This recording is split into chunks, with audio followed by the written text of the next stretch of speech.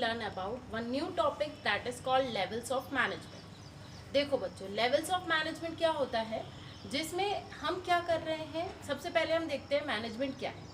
Management is the art of getting things done with the aim of achieving goals effectively and efficiently. ये हमने जो हमारा first video था उसमें देखा था। वो क्या था कि एक मैनेजमेंट क्या है, एक आर्ट है जो हम दूसरों से काम निकलवाते हैं। ठीक है, मतलब दूसरों से काम करवाते हैं। अब ये जो टॉप मैनेजमेंट के जो पर्सन है वो डायरेक्टली जाके कोई यहाँ पर इस लेवल पर या इस लेवल पर जाकर वर्क नहीं कर रहे हैं। वो कहाँ पर वर्क कर रहे हैं, ओनली द टॉप लेवल। ठीक है, बट वो काम क्या कर रहे हैं, वो चीज़ों को मैनेज करने का काम कर रहे हैं। तो अब क्वेश्चन ये अराइज होता है कि क्या मैनेजमेंट का काम केवल टॉप लेवल का है? नहीं, मैनेजमेंट का काम हर लेवल का है। जहाँ पर अब ये लेवल्स क्या होते हैं, देखो बच्चों, लेवल्स का मतलब है कि अब ऑर्गेनाइजेशन है, ठीक है, बहुत बड़ी ऑर्गेनाइजेशन, सारे ह्यूमन बींग्स काम कर रहे हैं वहाँ पर। तो अब सपोज करिए कोई नया एम्प्लॉय आया, तो अब उसको कैसे पता चलेगा कि उसे किसे रिपोर्ट करना है, किसे रिपोर्ट नहीं करना है, कौन उसका हेड है, कौन उसका हेड नहीं है। तो इसलिए हमें क्या बनाना पड़ता है, इसलिए हमको एक हायरार्की बनानी पड़ती है, एक लेवल, एक स्ट्रक्चर बनाना पड़ता है। हर ऑर्गेनाइजेशन का स्ट्रक्चर अपने हिसाब से होता है।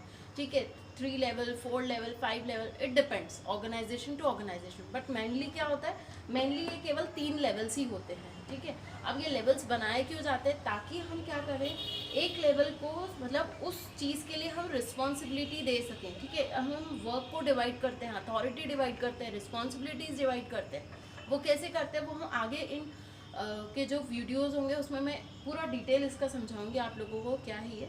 बट अभी हम देखते हैं ये एक्चुअली में लेवल्स है क्या। देखो, 3 लेवल होते हैं मैनेजमेंट के, ताकि मैनेज अच्छे से कर पाए पूरी ऑर्गेनाइजेशन।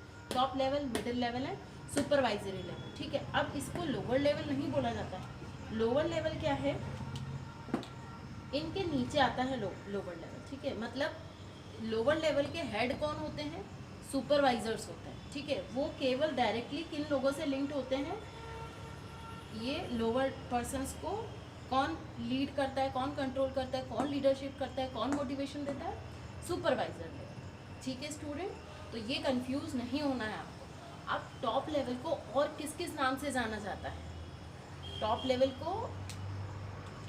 को तो सुपीरियर लेवल भी बोला जाता है, ये याद रखिएगा आप लोग। मिडिल लेवल को डिपार्टमेंटल लेवल भी बोला जाता है, सुपरवाइजरी लेवल को सुपरिटेंडेंट लेवल भी बोला जाता है। ये 3 नाम आपको याद रखने हैं ना। टॉप लेवल में है क्या, टॉप लेवल में कौन कौन से पर्सन्स आते हैं, उनके फीचर्स क्या होते हैं, वो क्या वर्क करते हैं, ये हम आगे नेक्स्ट वीडियो में पढ़ेंगे। बट अभी मैं ये बता रही हूँ आपको कि इनमें कौन कौन से पर्सन आते हैं। बोर्ड ऑफ डायरेक्टर,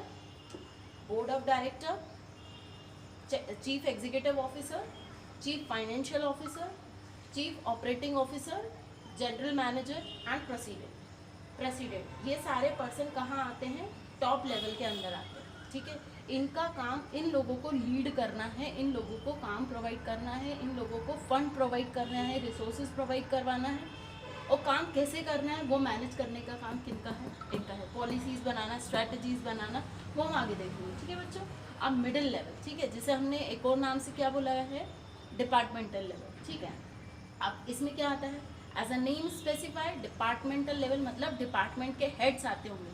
देखो, मैंने बताया था आप लोगों की ऑर्गेनाइजेशन जब बड़ी होती है तो उसमें डिपार्टमेंट बनाने की ज़रूरत पड़ती है। तो कौन कौन से डिपार्टमेंट हो सकते हैं, marketing, HR, finance, R&D department, that is research and development department.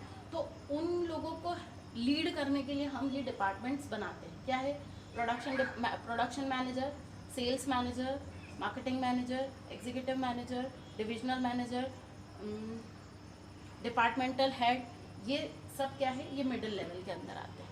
Clear. Now supervisor level, ये ऐसा लेवल है, ये डायरेक्टली जो वर्क करते हैं उन लोगों के लिंक में रहता है। ठीक है, अब इसके दूसरे इनके अंदर कौन कौन आते हैं, supervisor level, superintendent level, foreman section officer, clerk, सब डिपार्टमेंटल एग्जीक्यूटिव्स। ठीक है, ये आप लोगों को याद करना है कि कौन सा हेड कौन से डिपार्टमेंट में आता है। ठीक है, और ये केस स्टडी में भी आ सकता है 12th क्लास के स्टूडेंट्स को।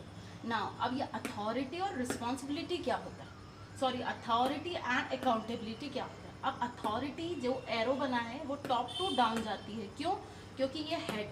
ठीक है, अब ये कुछ भी अथॉरिटी देने के लिए कैपेबल है किनको, मिडिल लेवल को और सुपरवाइजरी लेवल को, ठीक है। क्यों? क्योंकि ये ऑर्डर्स, रूल्स, पॉलिसी सब टॉप टू डाउन जाता है, कभी भी rules policies bottom to up नहीं जाता है। इसलिए अकाउंटेबिलिटी अथॉरिटी का जो एरो है वो क्या है, top to down. Now accountability, देखो अकाउंटेबिलिटी का क्या मतलब होता है कि किसी काम के लिए आप क्या हो, रिस्पॉन्सिबल हो, अकाउंटेबल है, मतलब आपका से है उस काम में। अगर वो काम कंप्लीट नहीं हुआ तो you are responsible for that. इसलिए ये एरो क्या है, top to bottom. I hope this is clear. If you have any doubt you can ask me in the comment section.